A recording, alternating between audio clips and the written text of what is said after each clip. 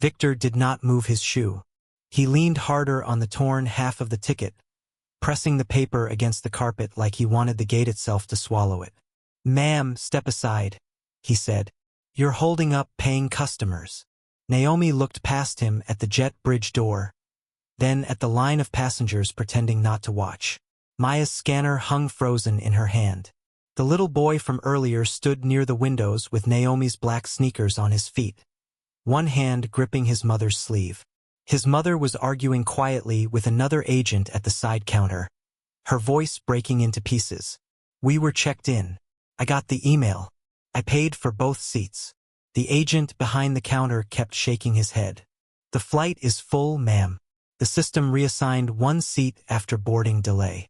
I can put you on standby for tomorrow." "Tomorrow?" the woman repeated, as if the word had weight. "My sister's surgery is tonight." Naomi's eyes stayed on the boy's feet for 1 second longer. The sneakers were too big for him, but he stood straighter in them. Victor followed her gaze and smirked. "You know them. I know they have somewhere to be. Then maybe you can all wait together." A laugh moved through the line and died quickly when Naomi turned around. She did not raise her voice. She reached into her tote, pulled out her phone, and opened the airline app. Victor stepped closer. "I said step away from the gate." Naomi tapped once, then again. "Transfer my seat." Victor blinked. "What?" "There's a mother and child listed under Robinson. Put them together. Use my seat." The side agent looked up. "Ma'am, I can't just—" "Yes, you can," Naomi said, still calm. "Voluntary seat release. Passenger authorized. No compensation requested." Victor's smile thinned. He had expected begging. He had expected anger. He had expected the kind of scene that would make his report easy to write. But Naomi was giving away the one thing he thought she had been desperate to steal. "You don't even have a valid ticket anymore," he said. Naomi bent down and slid 2 fingers under the edge of his shoe.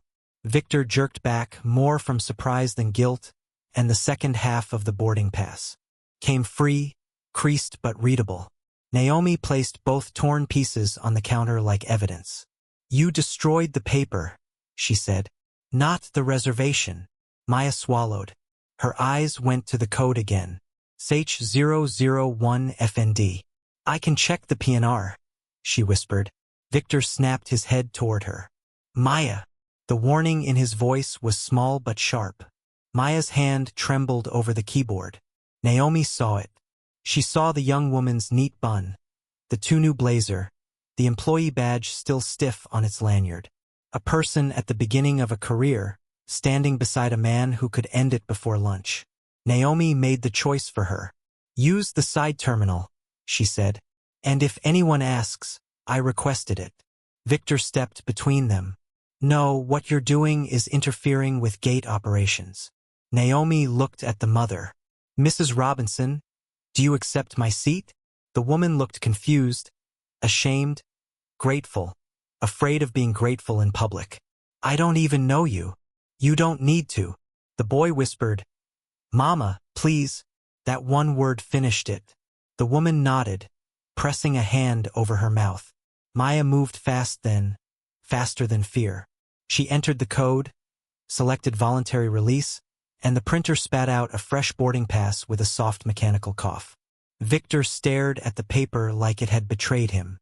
The mother grabbed it with both hands. "Thank you," she said to Naomi. "I'll pay you back somehow." "Just get him there," Naomi said. The jet bridge swallowed them seconds later. The boy turned once, lifted one oversized sneaker, and gave a shy little wave. Naomi waved back with the torn ticket still in her other hand. Then the gate door closed. Her flight was gone. Her emergency board meeting across the country would begin without her. Her phone buzzed twice inside her tote. Then again, the screen lighting with missed calls from Elaine Brooks and the words board vote moved up. Victor saw the name flash before Naomi turned the phone over. Something uncertain crossed his face, but pride covered it quickly. He grabbed his radio. "Security to B-17. We have a Barefoot disruptive passenger using fraudulent documents and pressuring staff." Maya looked at Naomi, horrified. "Naomi, folded the two torn halves together and slid them into her pocket. "Make sure your report includes the seat transfer," she said. Victor smiled again, but this time it had effort in it. "My report will include exactly what matters." Behind him, Maya quietly reached down, picked up a tiny torn corner that had fallen near the printer, and closed it inside her palm. On it, barely visible in blue ink, were the three letters Victor had not understood: FND. By the time security arrived, Naomi was already sitting on the metal bench across from gate B17, barefoot heels tucked under the seat, hands folded around the torn ticket in her lap. She did not look like a woman who had lost a flight. She looked like a woman counting every second of a mistake someone else was still making. The two officers stopped in front of her. Victor stood behind them with his arms crossed, speaking before either officer could ask a question. She presented fraudulent travel documents, disrupted boarding, and intimidated my staff. Naomi looked up. Did he mention he tore the ticket before scanning it? One officer glanced at Victor. Victor's jaw tightened. The document was clearly invalid. Naomi held out the torn halves. Then scanned the reservation number. For the first time, Victor hesitated. Not long, just enough for Maya to see it from behind the counter. Before anyone could move, Naomi's phone buzzed again. This time she answered. Elaine. She did not say hello.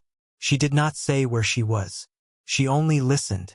The voice on the other end was low and urgent, leaking through the phone just enough for no one to understand the words.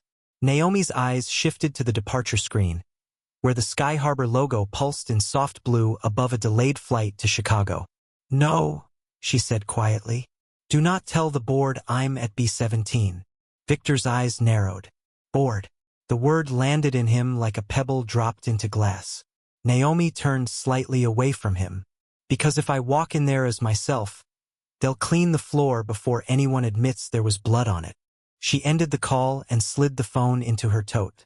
The officer closest to her softened his voice. Ma'am, do you have another form of ID? Naomi reached into the inside pocket of her hoodie and pulled out a slim black wallet. Victor watched for a driver's license, maybe a prepaid card, something that would confirm what he had already decided about her. But inside the wallet, behind her state ID, was a matte silver card with no bank logo. Only a small wing-shaped mark and two embossed words. Founder access. Naomi saw Victor staring and closed the wallet before he could read more.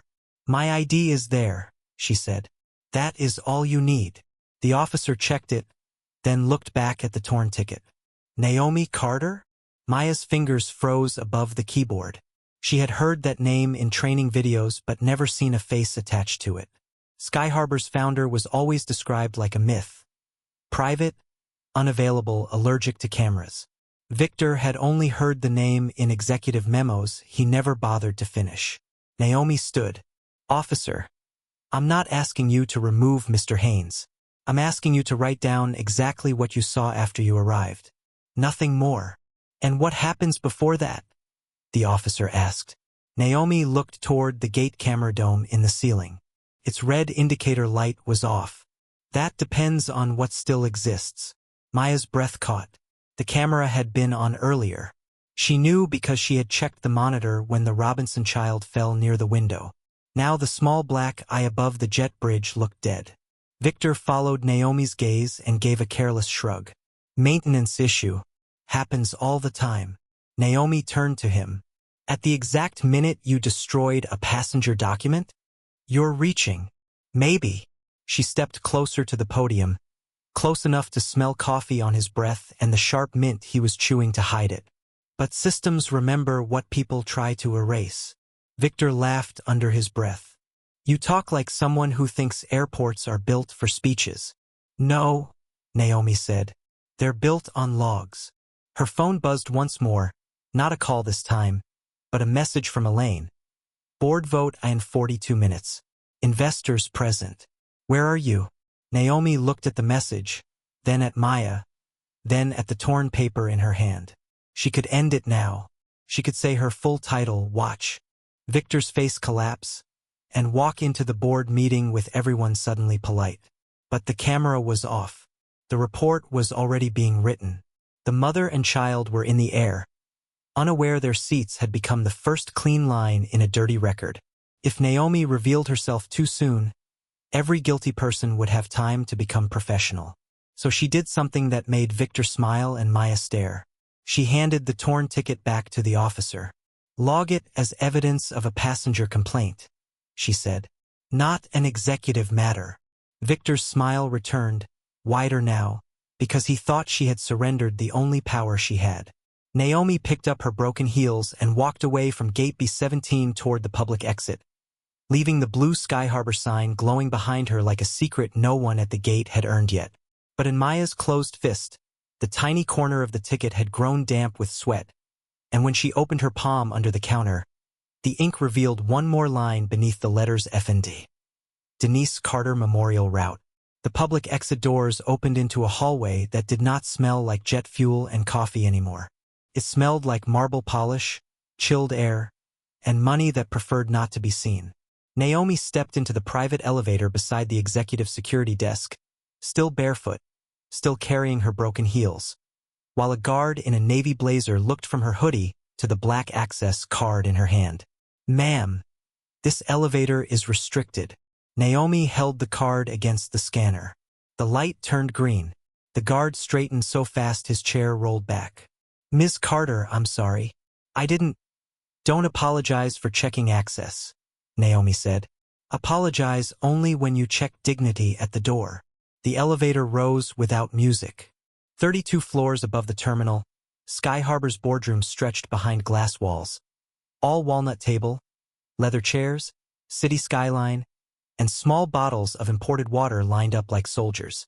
Men in tailored suits sat beside investors with silver laptops. A digital presentation glowed on the wall. Emergency Strategic Sale Vote. Elaine Brooks stood at the far end, elegant in a cream suit, her tablet pressed against her ribs. When she saw Naomi's bare feet, her face changed, but she did not ask the wrong question. "What happened?" Naomi placed the torn boarding pass on the table. The room went quiet in pieces. One investor frowned. Another glanced at her feet. A board member named Grant Weller closed his folder with a soft slap. "Naomi, with respect, we are 40 minutes behind schedule." "A mother and child made their flight," Naomi said. "That's why." Grant looked annoyed. "This company is bleeding route confidence. The acquisition offer expires tonight. We cannot run a billion-dollar airline on personal rescue stories." Naomi pulled out a chair but did not sit. "Then let's run it on data." Elaine tapped her tablet and the wall screen shifted to customer complaints. Denied boarding, supervisor override, passenger removal, appearance concern. The phrase appeared again and again in small gray boxes.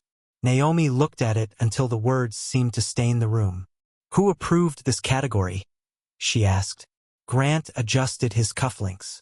"It's an internal shorthand." Gate discretion. "Premium brand protection." "For bare feet?" Naomi asked. "For hoodies? For old people? For black mothers traveling with kids?" A legal counsel cleared his throat.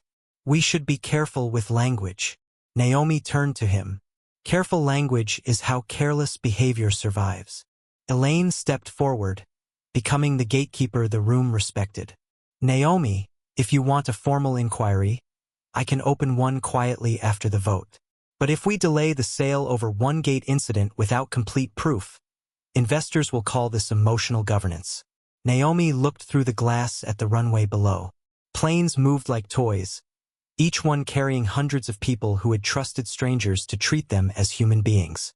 "Then give me 1 hour as a customer experience observer," she said. Grant laughed once. "You're the founder. Not at gate B17. There. I'm a barefoot woman with a torn ticket." The boardroom shifted. No one liked how true that sounded. Naomi took Elaine's tablet, opened the live operations dashboard, and pointed to the override history. "Victor Haynes has 38 passenger removals in 90 days. 26 marked appearance concern. 12 complaints withdrawn within 24 hours. That is not service. That is a pattern." Elaine's eyes narrowed. "How did we miss that?" Because your reports count closed cases as resolved cases. Naomi slid the tablet back. First test. Preserve every log before someone cleans this up. Scan records, radio archive, security maintenance, employee edits, all of it under legal hold. Grant stood. You cannot freeze operations during a sale negotiation. Naomi finally sat down, bare feet under the billion-dollar table, torn ticket beside her water glass. I can freeze a lie before it becomes policy. Elaine held Naomi's gaze for a long moment, then turned to legal. Issue the hold. Across the airport, at gate B-17, Victor received the alert on his terminal. Legal preservation notice. All records locked. His smile vanished. Maya saw his hand tighten around the mouse. Then Victor looked up slowly toward the executive tower windows, and for the first time that morning, he understood the barefoot woman had not walked away because she was powerless. She had walked away to enter a room he could not reach. Victor did not delete anything. That was what guilty people did when they were afraid in obvious ways. Instead, he became careful. He stood behind the B-17 podium with his shoulders squared, smiling at passengers like a man performing kindness for a camera he no longer trusted. Good morning, welcome aboard, he said, scanning a woman's phone with both hands. Maya watched him from the side terminal, knowing the smile was the most dangerous thing he had worn all day. Upstairs, Naomi had changed only one thing. She had accepted a pair of flat black shoes from Elaine's office drawer, but she kept the broken heels on the boardroom table beside the torn ticket. Leave them there, she told Elaine when the CO reached for them. Every person in this room needs to remember what our gate saw before it saw a passenger.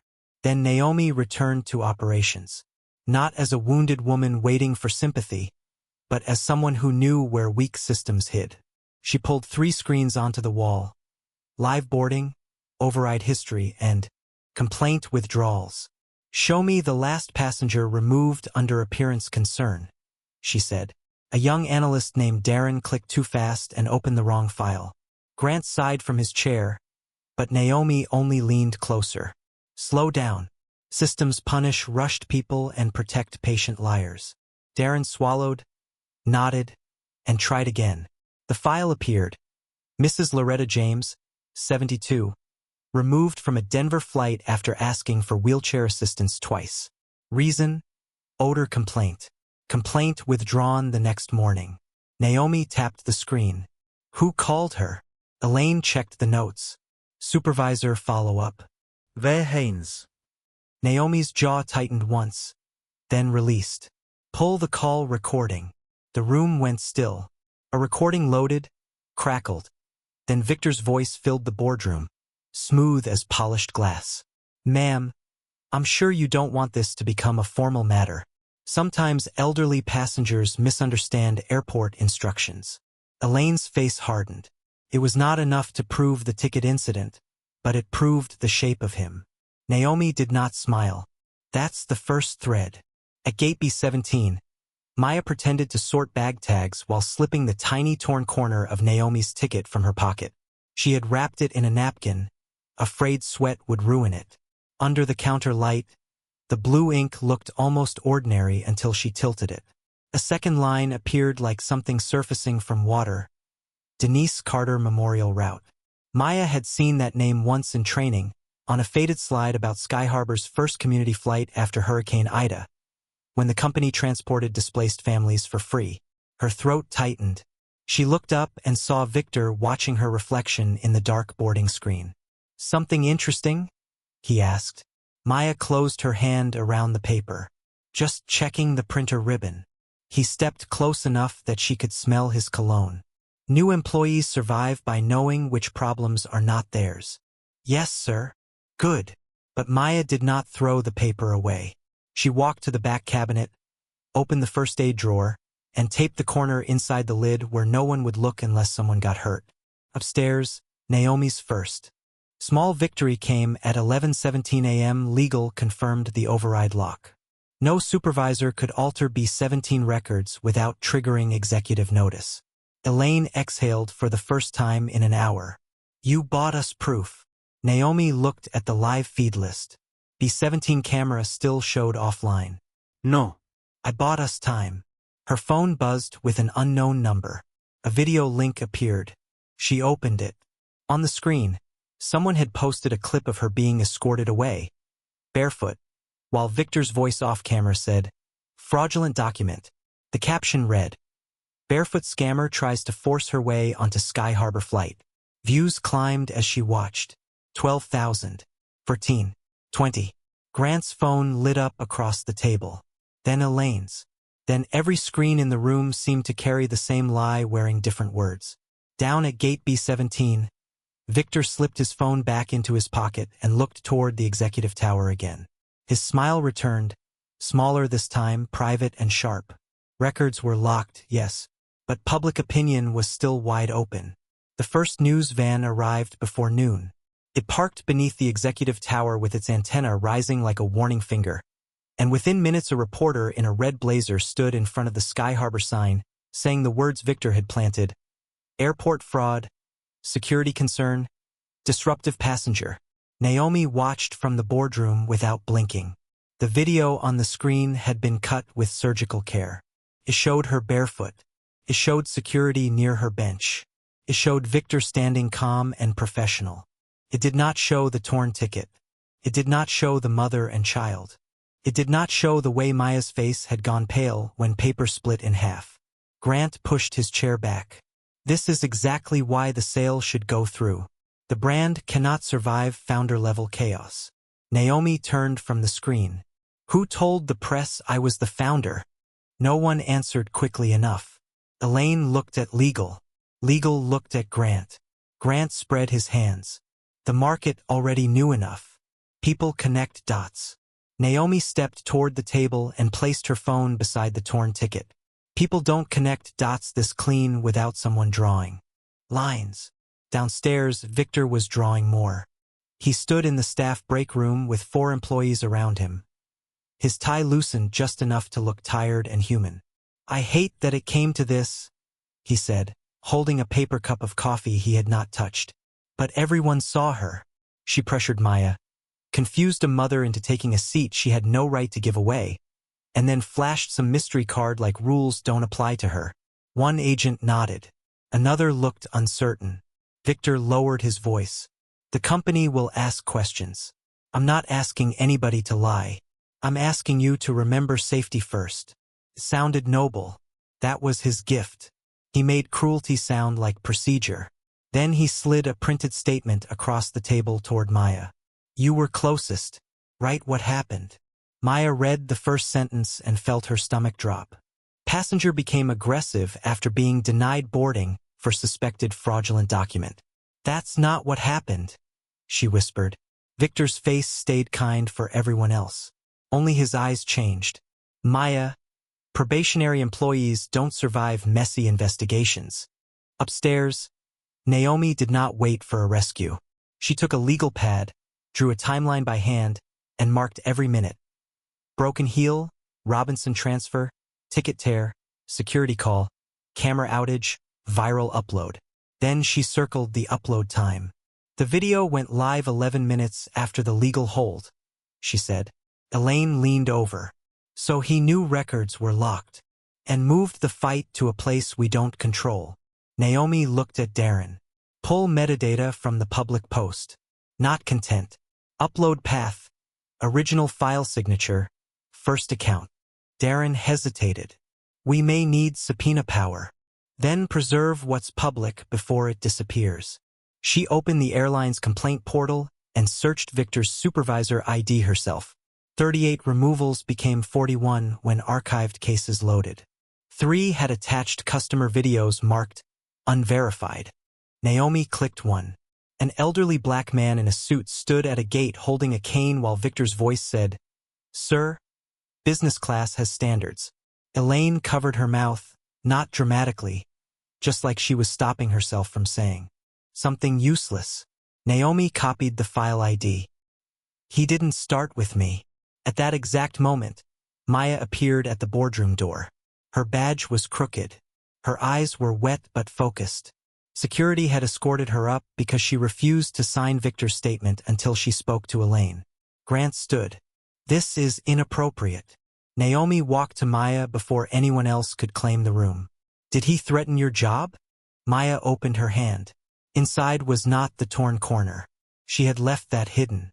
Inside was a photo she had taken under the counter, showing Victor's shoe on the ticket and Naomi's fingers reaching for the paper. I was scared, Maya said. So I took this before he saw me. For one breath, the room had proof. Small proof. Human proof. Then Grant's phone rang. He answered, listened, and his face went pale. The investors are suspending confidence pending inquiry, he said. Elaine's tablet chimed next. The headline appeared before she could hide it. Sky Harbor founder accused of using fake ticket in boarding incident. Naomi looked at the torn ticket, then at Maya, then at the city beyond the glass. Victor had not just accused a passenger anymore. He had put the woman who built the airline on trial before the country, using the very dignity policy she created as his mask. The suspension notice came in a sealed white envelope, hand-delivered by a junior attorney who could not look Naomi in the eye. It did not fire her. It did something colder. It placed her under temporary governance restriction, removed her from operational command, and barred her from speaking publicly on behalf of the airline she had built. Grant read the decision aloud with a voice polished for funerals and takeovers. Until the boarding incident is resolved, Ms. Carter will step back to protect shareholder confidence. Naomi stood beside the glass wall, the skyline behind her, the torn ticket still in her pocket. Shareholder confidence, she repeated, not passenger truth. Elaine closed her eyes for half a second. That was all the guilt she allowed the room to see. She had issued the legal hold, but she had also voted for silence. Naomi looked at her, and for the first time that day, Elaine could not hold the stare. Downstairs, Maya's badge stopped working at the employee door. She pressed it once, twice, then watched the scanner blink red. A text from HR appeared. Administrative leave pending statement review. She did not cry in the hallway. She walked to the public restroom, locked herself in a stall, and pulled the first aid drawer photo from her phone. Her hands shook so badly she almost dropped it into the toilet. Then she remembered the tiny torn corner taped inside the cabinet lid at B17. If Victor found it, the last physical piece of the truth would disappear. Back in the tower, Naomi left through the service elevator, not the lobby where cameras waited. She could have called a private car. Instead, she walked through the employee corridor carrying her broken heels in one hand and the white envelope in the other. At a vending machine near baggage claim, she saw an old man in a janitor's uniform trying to pull a stuck water bottle from the bottom row. His fingers were bent with arthritis. People passed him without slowing down. Naomi set the envelope on top of the machine, crouched, and worked the bottle loose with the edge of her broken heel. There you go, she said. The man blinked at her bare ankles, then at the expensive executive envelope. Rough day. Naomi almost laughed. That's one way to board a plane. He handed her a quarter that had fallen under the machine. You dropped this. Not mine. Take it anyway, he said. Sometimes a thing nobody claims still helps somebody. She looked at the coin in her palm and thought of the ticket corner Maya had hidden. A small thing. Easy to miss. Easy to save. Her phone vibrated. Maya's name appeared. Naomi answered before the second ring. He locked me out, Maya whispered. But I know where the missing piece is. Naomi stopped walking. Don't go alone. I have to. They're cleaning B17 before the next departure. The line clicked dead. Naomi looked toward the terminal map. Gate B17 was on the other side of security, and her access had just been restricted. For a moment, all her power meant nothing against a locked door and a lie moving faster than truth. Then she saw the janitors. Cart beside the wall, a clear trash bag full of paper cups, napkins, and gate receipts. Sir, she said, turning back to the old man. Do you know which service route reaches B concourse? He studied her face, then the envelope in her hand. He did not ask who she was.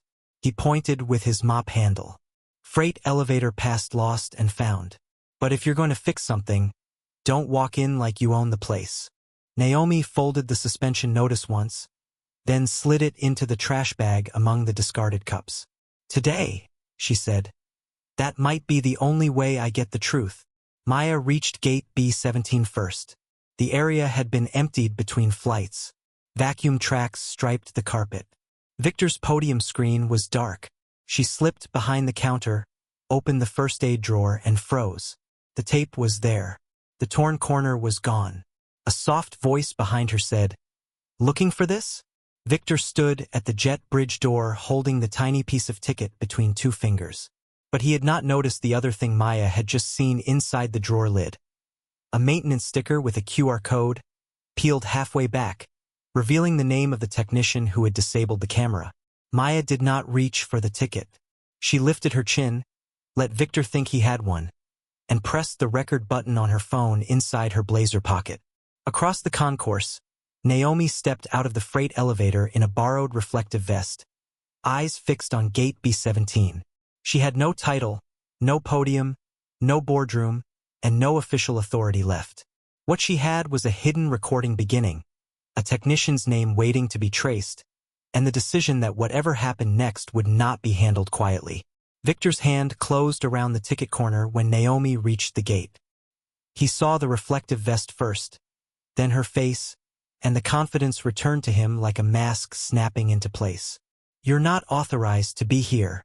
Naomi looked at Maya, then at the first aid drawer, then at the camera dome above B17 with its dead red light. "Neither was your camera outage." Victor laughed. "You have no proof." Maya's phone, hidden in her pocket, caught every word. Naomi did not answer him. She stepped to the side terminal, scanned the QR code under the peeled maintenance sticker, and the work order opened on screen. Camera B17 manual service pause. Requested by V. Haynes. Completed by technician Paul Mercer at 9:42 a.m. Maya. Naomi said, "Call Elaine. Tell her to bring legal, airport security, and the FAA liaison to B17. Not the tower. Here." 22 minutes later, the gate that had laughed at Naomi became a courtroom with boarding seats. Passengers waiting for the next flight stood behind stanchions. Employees gathered in stiff silence. Reporters pressed against the glass wall beyond security. Elaine arrived with a tablet in her hand and shame in her face. This time she did not ask Naomi to be quiet. "Proceed," she said. Victor adjusted his tie. "This is theater." Naomi placed the torn halves of the ticket on the podium. No. "Theater is tearing a woman's ticket for an audience. This is evidence." First came the scan log. Darren, breathless from running across the concourse, projected it onto the gate screen. Naomi's reservation had been valid at 9:36 a.m. Victor's fraud note had been entered at 10:04. After the flight door closed, a murmur moved through the crowd. Victor pointed at the screen. "System times can be misleading." "Then let's add the camera log," Naomi said. The second file appeared. Manual service pause. Victor's supervisor code. 7 minutes before the tear. Victor's smile weakened. "I requested maintenance for a malfunction." Naomi turned to the technician standing near airport security, a thin man in a gray vest twisting his cap in both hands. "Mr. Mercer, did the camera malfunction?" Paul Mercer swallowed. "No, ma'am. Supervisor Haynes said an executive walkthrough was coming, and he didn't want a messy gate recorded." Victor snapped. "That is not what I said." Maya stepped forward. Her voice trembled once, then steadied. "You also told me probationary employees don't survive messy investigations." Victor turned on her. "She's lying to save herself." Naomi nodded once to Elaine. The radio backup played through the gate speakers, scratchy but clear. Victor's own voice filled the space. "Barefoot girl at B17. Tear it up before she makes a scene." No one moved. Even the rolling suitcases seemed to go still. Victor opened his mouth, closed it, then tried one last door. "I did not know who she was." Naomi looked at him for a long second. "That is the first true thing you've said." She picked up the broken ticket and held it where everyone could see the small blue letters. "You didn't know I founded Sky Harbor Air. You didn't know this route was named for my mother, Denise Carter.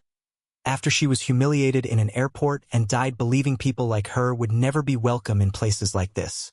Elaine's eyes filled, but Naomi kept going. You didn't know the woman you called Barefoot had authority over this airline. But you knew I was a passenger.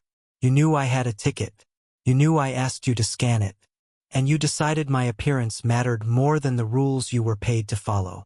Elaine lifted her tablet and turned it toward the employees, the press, the passengers, everyone. On the screen was the corporate ownership record. Naomi Denise Carter, founder and majority owner, Sky Harbor Air. The reveal did not explode. It landed heavy. Victor looked suddenly smaller behind the podium he had used like a throne. The mother from the earlier flight appeared on a video call from Chicago, her little boy beside her wearing Naomi's sneakers. She gave us her seat, the woman said. He tore her ticket anyway. That was the moment the lie stopped being a headline. It became a record. It became a room full of witnesses. It became something Victor could never fold back into his pocket. Victor did not shout when airport security took his badge. That made it worse. He only stared at the lanyard as Elaine unclipped it from his jacket and placed it on the podium beside the torn ticket. Pending regulatory review, she said. Your employment is terminated for falsifying passenger records, disabling monitored equipment, coercing staff, and creating a false public report. Victor looked at Naomi then, searching for anger he could call revenge. She gave him none. You will have the hearing every employee deserves, she said. But you will not have another passenger to practice power on. Paul Mercer, the technician, admitted he had paused cameras for supervisors before because saying no felt dangerous. He kept his job only after accepting suspension, retraining, and formal testimony in every reopened case. The agents who signed false notes were not protected by silence.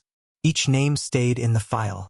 Each passenger harmed by an appearance concern removal received a direct apology, refund, and a chance to speak before the board. Elaine stood at gate B17 in front of employees and reporters and did what she had tried all morning not to do. She said the whole truth without softening it. I chose brand protection before passenger dignity. That choice allowed this culture to survive. Naomi listened, but she did not rush to forgive her. Some apologies were doors. They were not the room itself. Weeks later, the podium at B17 was replaced. Not because wood and screens were guilty, but because people needed to see that something had changed where the harm happened. Behind the counter, a framed display held two torn halves of a paper boarding pass, sealed under glass. Beneath it were the words, Denise Carter Passenger Dignity Standard. No passenger may be removed, downgraded, or denied boarding based on appearance, clothing, disability, age, accent, or perceived wealth. Every supervisor override now required a second review, audio preservation, and a passenger rights notice printed in plain language. Maya became the first employee advocate assigned to gate operations, not as a reward for being scared, but because she had been scared and still protected the truth. On her first day in the new role, she placed a small box of emergency socks and soft shoes under the counter at B17. Naomi saw it and smiled. That your idea? Maya nodded. Nobody should have to stand barefoot while asking to be believed. Naomi looked toward the jet bridge. A young black girl in pink glasses was boarding with her grandmother, clutching a paper ticket like it was something fragile. The girl paused at the framed display. Grandma, why is that ticket ripped? Her grandmother read the plaque, then placed a hand on the child's shoulder. Because somebody forgot who people are before they know what people own. Naomi walked past them carrying the same broken heels from that morning, now repaired with a visible gold stitch across the strap. She could have thrown them away. Instead, she kept them, not as proof of pain, but as proof that dignity did not begin when the room finally recognized your name. At the doorway, the little boy from the Chicago flight ran up in the black sneakers, now scuffed at the toes, and handed her a folded note from his mother. Naomi opened it after he left. It said only, "Thank you for making sure the next person gets scanned before they get judged." Naomi folded the note and slipped it beside the torn ticket under the glass. Then gate B17 opened for boarding, and this time, Every passenger heard the same sentence before the first scan beeped. Welcome to Sky Harbor. We're glad you're here.